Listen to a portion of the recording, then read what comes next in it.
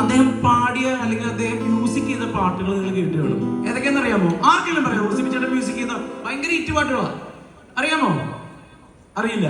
സിബിച്ചേട്ടൻ തന്നെ രണ്ടുപേരും പാടും. അതെല്ലാം യേശുദാസ് അടക്കം പറയുന്നത്.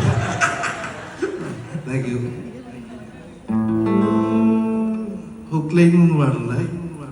ആത്മാവിനെ